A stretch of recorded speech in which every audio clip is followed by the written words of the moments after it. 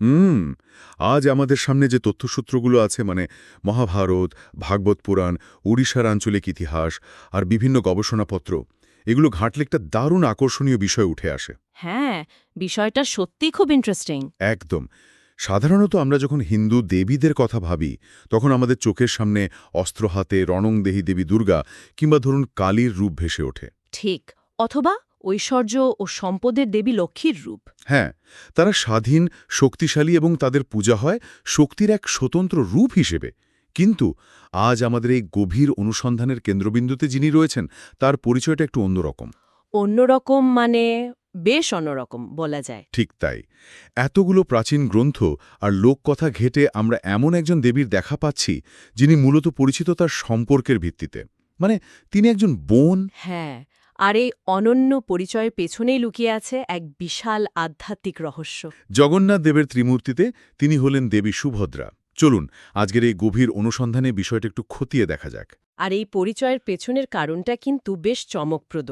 প্রথম দেখায় হয়তো মনে হতে পারে তিনি কেবল জগন্নাথ এবং বলভদ্রের মাঝখানে দাঁড়িয়ে থাকা একজন শান্ত দর্শক মাত্র। অনেকেই হয়তো সেটাই ভাবেন। কিন্তু আমাদের হাতে থাকা এই বিভিন্ন উৎসগুলো প্রমাণ করে যে সুভদ্রা কেবল একজন পৌরাণিক চরিত্র নন, তিনি হলেন ক্ষমতা এবং ভক্তির মাঝখানে একটি মহাজাগতিক ভারসাম্যের প্রতীক। অর্থাৎ তাকে ছাড়া এই ত্রিমূর্তি সম্পূর্ণ অচল, তাই তো?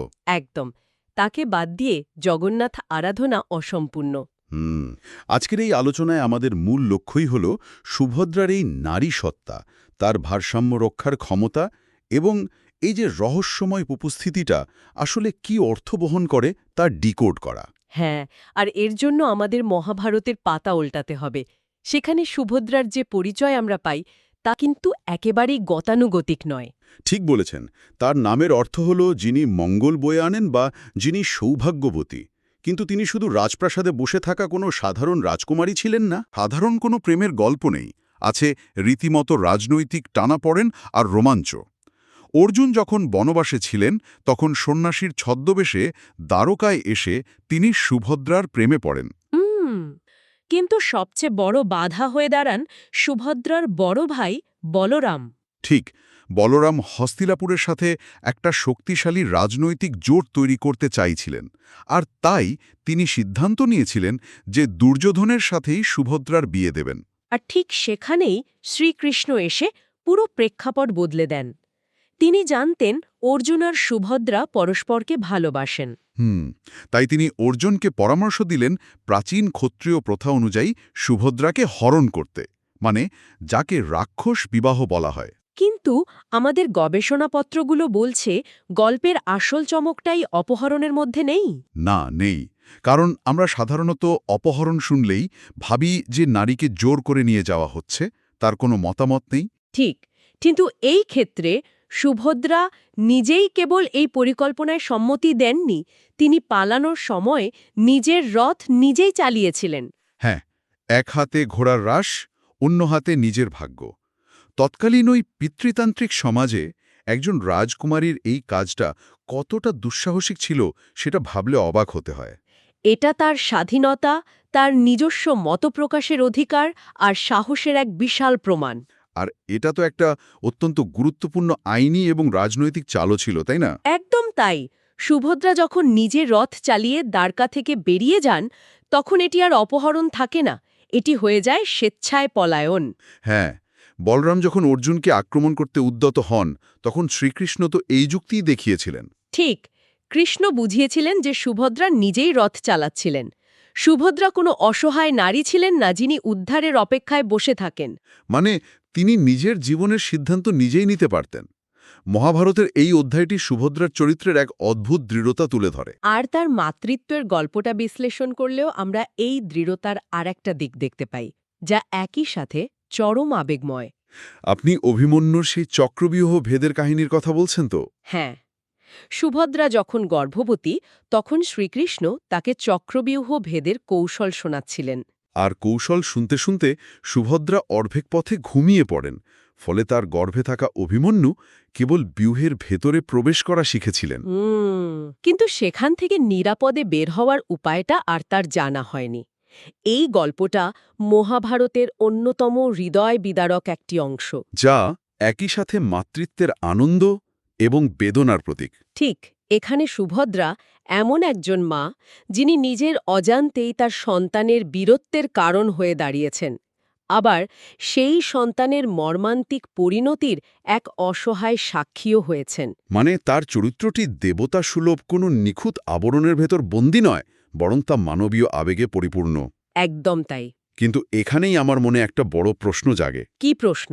এই যে মহাভারতের একজন স্বাধীন চেতা, রথ চালানো, রক্তমাংসের রাজকুমারী, যিনি নিজের ভালোবাসার জন্য লড়তে পারেন, সন্তানের জন্য কাঁদতে পারেন, তিনি কিভাবে পরবর্তীকালে পুরীর মন্দিরে একটি সম্পূর্ণ বিমূর্ত দেবীতে পরিণত হলেন? হ্যাঁ, এটা একটা খুব গুরুত্বপূর্ণ পয়েন্ট। মানে একজন মানুষের এমন আকারবিহীন একটা রূপে বদলে যাওয়ার পেছনের আসল মেকানিজমটা কি?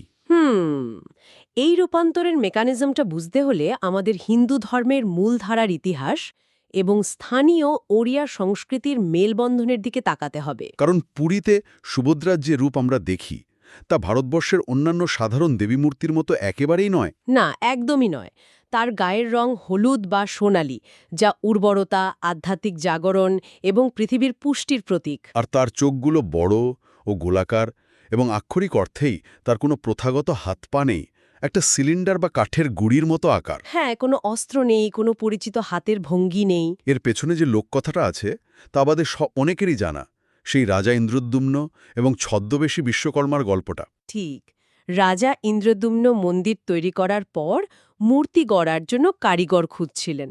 তখন দেবশিল্পী বিশ্বকর্মা এক বৃদ্ধ ছুতরের ছদ্মবেশে আসেন এবং শর্ত দেন যে তিনি ২১ দিন বন্ধ দরজা পেছনে মূর্তি নির্মাণ করবেন। আর কাজ শেষ না হওয়া পর্যন্ত কেউ যেন দরজা না খোলে। কিন্তু রাজা ইন্দ্রদ্যুম্ন ১৪ দিন পর ভেতর থেকে কোনো শব্দ না পেয়ে অধৈর্য হয়ে দরজা খুলে ফেলেন। হ্যাঁ, ভেতরে গিয়ে দেখেন কারিগর উধাও, আর মূর্তিগুলো অসম্পূর্ণ পড়ে আছে। রাজা নিজের ভুলের জন্য অনুতপ্ত হন, কিন্তু তখন দৈববাণী হয় যে এটাই তাদের শাশ্বত রূপ। এই অপূর্ণতার মাঝেই রয়েছে পূর্ণতা।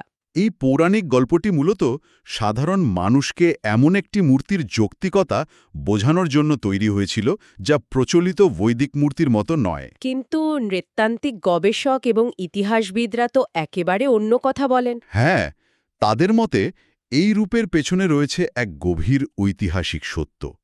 জগন্নাথ প্রথা নাকি মূলত উড়িষ্যার প্রাচীন আদিবাসী সমাজ থেকে এসেছে। বিশেষ করে শবর জনজাতি থেকে। কাঠের এই অসংকীর্ণ রূপগুলো আসলে আদিবাসী টোটেমের নিদর্শন। মানে বৈদিক যুগের অনেক আগে থেকেই হয়তো বনের গভীরে এই গাছের গুড়িগুলোর আরাধনা হতো, যেখানে প্রকৃতির বিশাল শক্তিকে একটি সাধারণ কাঠের টুকরোর মাধ্যমে পুজো করা হতো। হ্যাঁ, আর এখানে সবচেয়ে চমকপ্রদ বিষয় হল এই অসম্পূর্ণ রূপটি আদিবাসী দর্শনের একটি অত্যন্ত গভীর দিকের উন্মোচন করে। সেটা কিরকম? এটি প্রমাণ করে যে ঐশ্বরিক শক্তি শারীরিক বা বাহ্যিক সীমাবদ্ধতার অনেক ঊর্ধ্বে। এটি বোঝায় যে বাহ্যিক রূপের চেয়ে অন্তর্নিহিত সারমর্ম অনেক বেশি গুরুত্বপূর্ণ। ও আচ্ছা, মানে আদিবাসী দর্শনে প্রকৃতির এই সহজ সরল আবরণহীন রূপটি হলো ঈশ্বরের সবচেয়ে বড় প্রকাশ। একদম, সুভদ্রার এই মূর্তি আমাদের মনে করিয়ে দেয় যে অসীম শক্তিকে সংজ্ঞায়িত করার জন্য মানুষের মতো হাত পা বা নিখুঁত শারীরিক গঠনের প্রয়োজন নেই। ঈশ্বর নিরাকার এবং সাকারের মধ্যবর্তী এক অবস্থায় থাকতে পারেন। এটা সত্যিই ভাবার মতো একটা কথা। হ্যাঁ, খুবই গভীর একটা দর্শন। কাঠের টোটেম কিভাবে ব্রাহ্মণদের সংস্কৃত গ্রন্থের মহাভারতের সুভদ্রার সাথে মিশে গেল? এই অ্যাসিমিলেশনটা ঘটল কিভাবে? এই আত্মীকরণের প্রক্রিয়াটাই হল ভারতের সাংস্কৃতিক সমন্বয়ের সবচেয়ে চমৎকার উদাহরণ। আচ্ছা, যখন বহিরাগত আর্য সংস্কৃতি এবং মূলধারার হিন্দু ধর্ম ওড়িশার এই অঞ্চলে প্রবেশ করল, তখন তারা স্থানীয় আদিবাসী দেবতাগুলোকে বাতিল করে দেয়নি। বরং সেগুলোকে নিজেদের দর্শনের সাথে মিশিয়ে নিয়েছে, তাই তো? ঠিক, তারা স্থানীয় মানুষের বিশ্বাসকে মর্যাদা দিয়ে সেই কাঠের মূর্তিগুলোকেই বৈদিক কাঠামোর ভেতর নিয়ে আসে। আর যখন এই আদিবাসী দেবতা মূলধারার হিন্দু ধর্মে প্রবেশ করলেন, তখন বিভিন্ন মতবাদ তাকে নিজেদের মতো করে ব্যাখ্যা করতে শুরু করল। হ্যাঁ, যেমন ধরুন গৌড়ীয় বৈষ্ণব মতে সুভদ্রাকে ব্যাখ্যা করা হল শ্রীকৃষ্ণের যোগমায়া হিসেবে। এই যোগমায়ার ধারণাটা একটু পরিষ্কার করা দরকার। যোগমায়া বলতে মূলত কি বোঝায়? যোগমায়া হল ঈশ্বরের সেই বিশেষ মায়া বা শক্তি যা দিয়ে তিনি এই ভৌতিক জগৎ পরিচালনা করেন। মানে ঈশ্বর অসীম, কিন্তু তিনি যখন এই সসীম পৃথিবীতে আসেন বা মানুষের সাথে লীলা করেন, তখন এই যোগমায়া শক্তিই কাজ করে। একদম। এই শক্তি সাধারণ মানুষের চোখকে আচ্ছন্ন করে রাখে, যাতে তারা ঈশ্বরের আসল অসীম রূপ দেখে ভয় না পায়। বৈষ্ণবরা সুভদ্রাকে সেই শক্তিরই প্রকাশ হিসেবে দেখেন। আর শাক্ত বা তান্ত্রিকদের গবেষণায় তো এর ব্যাখ্যাটা সম্পূর্ণ আলাদা। তারা তো আর যোগমায়া মানেন না। একেবারেই আলাদা। শাক্ত ও তান্ত্রিক দর্শনে সুভদ্রা হলেন দুর্গা বা আদি শক্তি। তন্ত্র সাধনায় তাকে কুণ্ডলিনী মহাশক্তি হিসেবে দেখা হয়, তাই না? হ্যাঁ, এই দর্শনে জগন্নাথকে মনে করা হয় বিশুদ্ধ চেতনা বা পরম জ্ঞান, এবং বলভদ্রকে মনে করা হয় মহাজাগতিক শক্তি। কিন্তু চেতনা এবং শক্তি নিজ নিজ জায়গায় স্থির। এই দুজনের মাঝে সুভদ্রা হলেন সেই চালিকা শক্তি, যিনি এই দুয়ের মধ্যে সংযোগ ঘটান। ঠিক বলেছেন। শক্তি ছাড়া যেমন শিব অচল, ঠিক তেমনি সুভদ্রা ছাড়া জগন্নাথ ও বলভদ্র সম্পূর্ণ নিষ্ক্রিয়। তিনি সৃষ্টিকে সচল রাখেন। তাহলে এর মানে কি দাঁড়াচ্ছে? সুভদ্রা যেন একটি বিশাল সেতু। হ্যাঁ, সুন্দর একটা উপমা দিয়েছেন। একদিকে তিনি আদিবাসী সংস্কৃতির সাধারণ কাঠের টোটেম, অন্যদিকে তিনি বৈষ্ণবদের আধ্যাত্মিক যোগমায়া, আবার তান্ত্রিকদের কাছে তিনি কুণ্ডলিনী বা মহাশক্তি। এমনকি আমাদের উৎসগুলো বলছে শৈব ও বৌদ্ধ দর্শনের সাথেও এই ত্রিমূর্তির যোগসূত্র পাওয়া যায়। সুভদ্রার এই বহুমুখী পরিচয় জগন্নাথ আরাধনাকে একটি নির্দিষ্ট সম্প্রদায়ের গণ্ডি থেকে বের করে সর্বজনীন করেছে। তিনি সবাইকে এক ছাতার তলায় নিয়ে এসেছেন। আর এই সেতুর উপমাটি শুধু দর্শনের ক্ষেত্রে নয়, মনস্তাত্ত্বিক এবং আবেগীয় জায়গাতেও সমানভাবে প্রযোজ্য। মানে জগন্নাথ এবং বলভদ্রের ঠিক মাঝখানে সুভদ্রার অবস্থান করাটা কেবল মন্দিরের নকশা নয়, এটি একটি জ্যামিতিক এবং আধ্যাত্মিক ভারসাম্য। একদম। এই ভারসাম্যের জায়গাটা আরেকটু খতিয়ে দেখা যাক। হিন্দু ধর্মে দেবী বলতে আমরা সাধারণত উগ্র বা যুদ্ধংদেহী রূপ দেখি, যিনি অসুর বধ করছেন। তাকে আমরা ভয় ও ভক্তি দুটোই করি। কিন্তু সুভদ্রার ক্ষেত্রে সেই ভয়টা একদমই নেই। তিনি অন্তর্মুখী, স্থির এবং সহানুভূতিশীল। ওড়িয়া সংস্কৃতিতে তাকে দেখা হয় পরিবারের একজন আদর্শ কন্যা ও বোনের প্রতীক হিসাবে। মহাজাগতিক শক্তির প্রচণ্ডতাকে নরম করে ভক্তদের মনে তিনি এক নিরাপদ আশ্রয় তৈরি করেন। মানে যখন একজন ভক্ত জগন্নাথ ও বলভদ্রের মতো বিশাল অপ্রতিরোধ্য শক্তির সামনে দাঁড়ান, তখন তিনি হয়তো নিজেদের তুচ্ছ মনে করে ভয় পেতে পারেন। হ্যাঁ, কিন্তু মাঝখানে যখন তিনি সুভদ্রাকে দেখেন, যিনি মাতৃসুলভ স্নেহ, পারিবারিক সম্প্রীতি এবং এক ঐশ্বরিক ভগ্নির প্রতীক, তখন ভক্তের মনে একটা গভীর নির্ভরতার অনুভূতি জাগে। কিন্তু দাঁড়ান, একটা জিনিস আমি ঠিক বুঝতে পারছি না। কি বলুন তো? মহাজাগতিক শক্তি, সৃষ্টি, স্থিতি, প্রলয়, এই বিশাল দর্শনের তুলনায় এই সাধারণ স্নেহ বা আবেগীয় নিরাপত্তা কেন একজন ভক্তের কাছে এত বেশি প্রাধান্য পাচ্ছে? এটা খুব সুন্দর একটা প্রশ্ন। ঈশ্বর তো ঈশ্বরই, তাকে কি মানুষের মতো স্নেহময় বা পরিবারের সদস্য হতে হবে? এই প্রশ্নটা আমাদের ধর্মতত্ত্বের খুব গভীরে নিয়ে যায়। যদি আমরা এটিকে বড় প্রেক্ষাপটের সাথে যুক্ত করি, তাহলে দেখব এই ঐশ্বরিক ভগ্নির ধারণাটা অত্যন্ত বৈপ্লবিক। বৈপ্লবিক কিভাবে? ধরুন, হিন্দু ধর্মে ঈশ্বরের অনেক রূপ আছে। তিনি পিতা, মাতা, প্রভু। কিন্তু ঈশ্বরের বোন হওয়ার ধারণা ঈশ্বরকে রাজসিংহাসন থেকে নামিয়ে মানুষের একদম ঘরের মানুষ করে তোলে। ও, বুঝতে পেরেছি। এটি দেখায় যে ঐশ্বরিক শক্তি মানেই কেবল আধিপত্য, শাসন বা ভয় দেখানো নয়। একদম। ঐশ্বরিক শক্তি মানে সুরক্ষা, মধ্যস্থতা এবং কোমলতাও হতে পারে।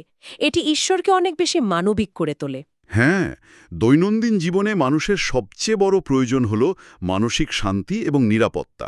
সুভদ্রা সেই নিরাপত্তারই মূর্ত প্রতীক। ঠিক তাই। মানে শক্তি মানেই যে পেশি শক্তি বা ধ্বংস নয়, শক্তি যে শান্ত, স্থির এবং ধারণ করার ক্ষমতাও হতে পারে, সুভদ্রা সেটাই প্রমাণ করেন।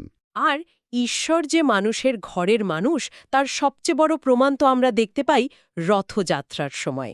হ্যাঁ, রথযাত্রা হলো এমন এক উৎসব যেখানে ঈশ্বর স্বয়ং মন্দিরের গর্ভগৃহের আভিজাত্য ছেড়ে সাধারণ মানুষের দুনিয়ায় নেমে আসেন, রাজপথে নামেন।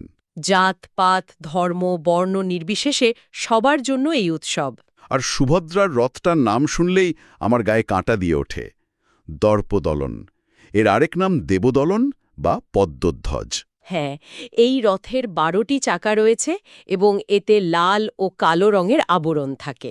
দর্পদলন নামের অর্থটাই হল অহংকার ও দর্প চূর্ণ করা।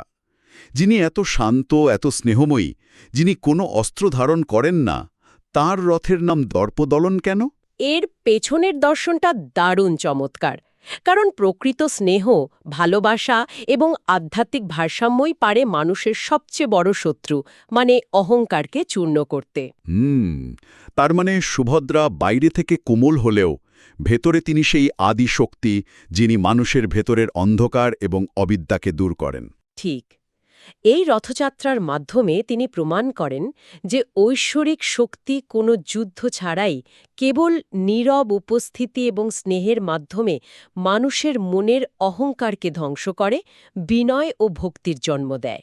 রথযাত্রার পাশাপাশি আমাদের উৎসগুলোতে জগন্নাথ সংস্কৃতির আরেকটা অত্যন্ত রহস্যময় এবং আকর্ষণীয় প্রথার কথা বিস্তারিত আছে, সেটা হলো নবকলেবর। হ্যাঁ, একটা নির্দিষ্ট সময় পরপর, সাধারণত 12 থেকে 19 বছর অন্তর, পুরনো কাঠের মূর্তি বদলে সম্পূর্ণ নতুন মূর্তি তৈরি করা হয়। এই প্রথাটি কেবল কাঠের মূর্তি বদলানো নয়, এটি এক বিশাল আধ্যাত্মিক প্রক্রিয়া। পবিত্র নিম গাছ, যাকে দারু ব্রহ্ম বলা হয়, তা দিয়ে এই নতুন মূর্তি তৈরি হয়। এবং এই গাছ নির্বাচনের নির্দিষ্ট নিয়ম আছে, যেমন গাছে শঙ্খচক্রের চিহ্ন থাকতে হবে, কোনো পাখির বাসা থাকা চলবে না, আশেপাশে সাপের গর্ত থাকতে হবে। সুভদ্রাও এই নবকলেবর প্রক্রিয়ার মধ্যে দিয়ে যান এবং তার জন্য আলাদা নিম গাছ খোঁজা হয়। এর পেছনের দর্শনটা শ্রীমদ্ ভাগবত গীতার সেই বিখ্যাত শ্লোকের বাস্তব রূপ বলে মনে হয়। মানুষ যেমন পুরনো জীর্ণ পোশাক ত্যাগ করে নতুন পোশাক ধারণ করে, আত্মাও তেমনি পুরনো শরীর ত্যাগ করে নতুন শরীর গ্রহণ করে। হ্যাঁ, এই নবকলেবর প্রথা আসলে মৃত্যু, পুনর্জন্ম, নশ্বরতা এবং আত্মার চিরন্তন ধারাবাহিকতার একটি শক্তিশালী প্রতীক।